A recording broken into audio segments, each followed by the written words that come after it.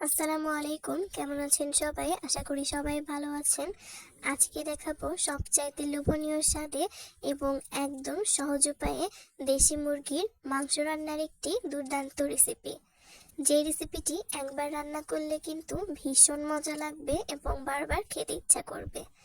গরম ভাতের সঙ্গে পুরো জমে যাবে। আজকের রেসিপিটি তৈরি করার জন্য প্রথমে একটা কড়াই দিয়ে দিচ্ছি এলাচ, দারচিনি, লবঙ্গ এবং গোলমরিচ, আর দিয়ে দিব তেজপাতা।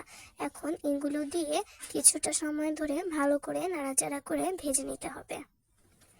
কিছুক্ষণ সময় ধরে ভালো করে নাড়াচাড়া করে ভেজে নিয়ে এখন দিয়ে দিব পেঁয়াজ কুচি আর দিয়ে দিচ্ছি মরিচের ফালি। এখন আবার ভালো করে নাড়াচাড়া করে ভেজে নিব। এইভাবে করে কিছুক্ষণ অনবরত নাড়াচাড়া করে আপনারাও ভেজে নেবেন। কিছুটা সময় ধরে এভাবে করে ভালো করে হালকা বাদামি হওয়া পর্যন্ত ভেজে নিতে হবে।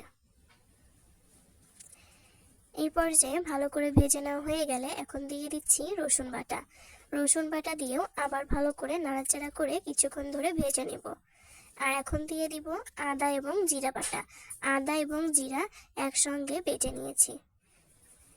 এই বাটা মশলাটা দিয়ে আবার ভালো করে চামচের সাহায্যে নাড়াচাড়া করে কিছুটা সময় ধরে ভেজে নিতে হবে, যাতে এই মশলাগুলোর কাঁচা গন্ধটা চলে যায়। এইভাবে করে অনবরত নাড়াচাড়া করে আপনারাও সেম ভাবে ভেজে নেবেন। এখন অল্প একটু পানি দিয়ে দিচ্ছি।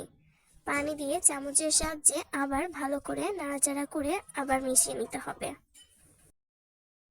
এই পর্যায়ে কিছুটা সময় ধরে রান্না করে নিয়ে এখন দিয়ে দিচ্ছি ধনিয়া গুঁড়া আর দিয়ে দিব স্বাদমতো লবণ। সঙ্গে দিয়ে দিতে হবে হলুদের গুঁড়া আর দিয়ে দিতে হবে মরিচের গুঁড়া। এই গুঁড়া মশলাগুলো দিয়ে চামচের সাহায্যে ভালো করে নাড়াচাড়া করে এই মশলাটাকে কিছুটা সময় ধরে ভালো করে কষিয়ে নিতে হবে। আপনি যত ভালো করে এই মশলা কষানোর কাজটা করবেন, এই দেশি মুরগির মাংসের রেসিপিটা খেতে কিন্তু তত বেশি ভালো লাগবে। তাই কিছুটা সময় ধরে ভালো করে অনবরত নাড়াচাড়া করে মশলাটাকে ভালো করে কষিয়ে নেবেন। এইভাবে করে অনবরত নাড়াচাড়া করে আমিও ভালো করে কষিয়ে নিয়েছি। ভালো করে কষিয়ে নিয়ে এখন দিয়ে দিচ্ছি পরিষ্কার করে কেটে ধুয়ে রাখা মুরগির মাংসগুলো। একে একে সব মুরগির মাংসগুলো দিয়ে দিব।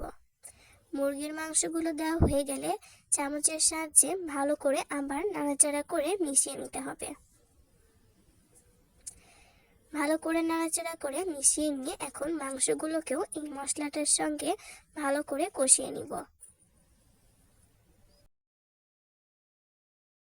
এইভাবে করে এখন ঢাকনা দিয়ে ঢেকে কিছুটা সময় ধরে কষিয়ে নিব। কিছুক্ষণ পর ঢাকনা তুলে আবার চামচের সাহায্যে ভালো করে নাড়াচাড়া করে মিশিয়ে নিব। মুরগির মাংসটাকেও কিছুটা সময় ধরে ভালো করে কষিয়ে নেবেন। এতে করে এই মুরগির মাংস রান্নাটা কিন্তু সবচাইতে বেশি মজা লাগবে।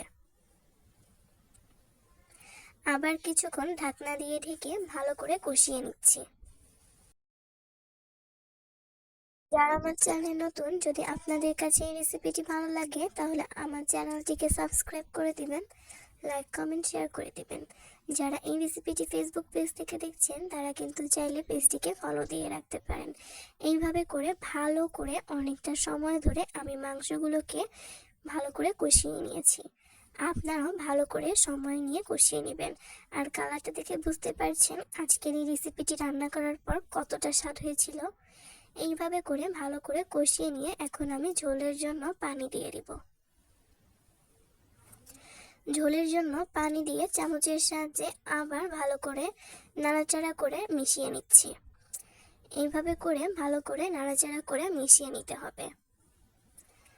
এখন আবার ভালো করে রান্না করে নিব। এখন ঢাকনা দিয়ে ঢেকে কিছুটা সময় রান্না করে নিয়েছি। কিছুক্ষণ পর ঢাকনা তুলে চামচের সাহায্যে ভালো করে নাড়াচাড়া করে এখন মিশিয়ে দিচ্ছি। এই পর্যায়ে মিশিয়ে দিয়ে আবার ঢাকনা দিয়ে ঢেকে দিচ্ছি। এইভাবে ঢাকনা দিয়ে ঢেকে আবার কিছুটা সময় ধরে ভালো করে রান্না করে নিব। আর এই পর্যায়ে দিয়ে দিব জিরা এবং এলাচ গুঁড়া। টেলে নেওয়া জিরা এবং এলাচ গুঁড়া দিয়ে ভালো করে নাড়াচাড়া করে মিশিয়ে নিচ্ছি। এইভাবে করে ভালো করে নাড়াচাড়া করে মিশিয়ে নিয়ে আবার কিছুটা সময় ধরে ভালো করে রান্না করে নিব।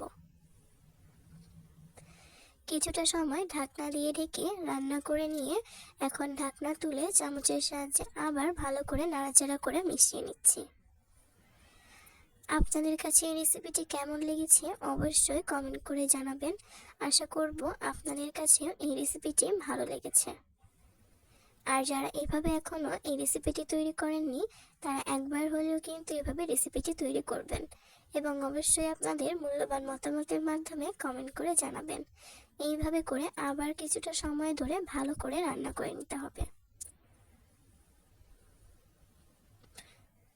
রান্নাটা কিন্তু প্রায় শেষ পর্যায়ে চলে এসেছে। এই পর্যায়ে আর কিছুক্ষণ রান্না করেই নামিয়ে নিতে হবে। আপনাদের কাছে কেমন লেগেছে অবশ্যই জানাবেন। নতুন কোনো ভিডিওতে আপনাদের সামনে নতুন কোনো রেসিপি নিয়ে খুব শীঘ্রই চলে আসব। সেই পর্যন্ত সবার জন্য অনেক বেশি দোয়া এবং শুভকামনা রইল। ভিডিওটি যারা শুরু থেকে শেষ পর্যন্ত দেখেছেন তাদেরকে জানাই অসংখ্য ধন্যবাদ এবং অনেক অনেক বেশি ভালোবাসা। সবাই ভালো থাকবেন, সুস্থ থাকবেন। সবার সুস্থতা কামনা করে আজকের মতো এই পর্যন্তই বিদায় জানাচ্ছি। আল্লাহ হাফেজ।